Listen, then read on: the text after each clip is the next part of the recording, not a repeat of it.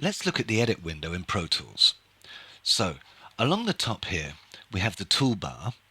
From left to right, you have edit modes here. You have the 4 edit modes. Then you have zoom functions. To the right, you have edit tools. Then in the central window here, you have the main counter. And here, when you make a selection, for example, here's a selection, it shows you the start and end length. In the main counter, I can change, for example, from minutes to seconds, which is the default Pro Tools setting, to bars and beats. So now my start and end look a little bit more understandable. To the right of this we have grid and nudge. So grid is how on the edit window here, how does the grid lay out. So here I'm going to look at quarter notes, and nudge is a function for editing. To the right of that we have the transport controls.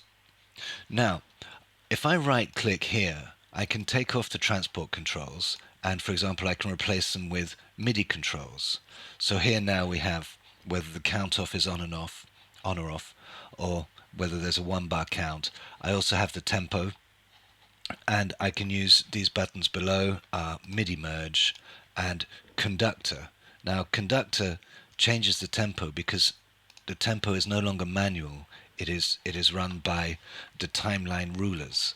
So here below the toolbar we have the timeline rulers, and if you see here there's a little menu.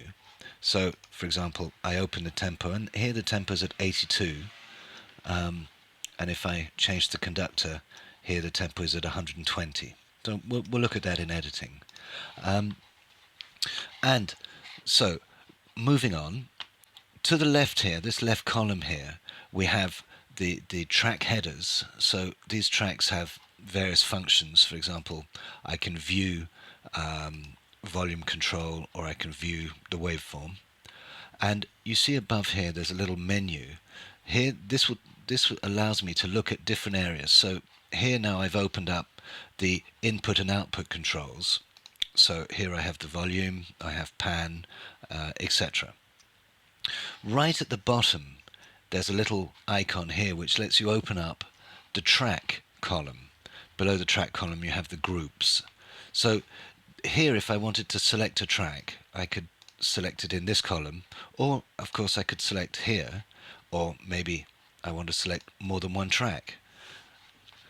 If you go to the bottom right hand side there's another icon, and this window here is the regions window, and from here I can select a region and drag it into the track.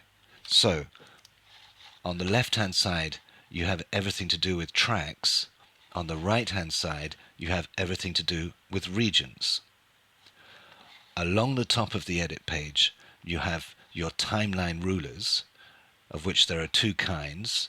The colored ones are conductor rulers, and above you have the timeline rulers, either in minutes and seconds, or bars and beats, or samples.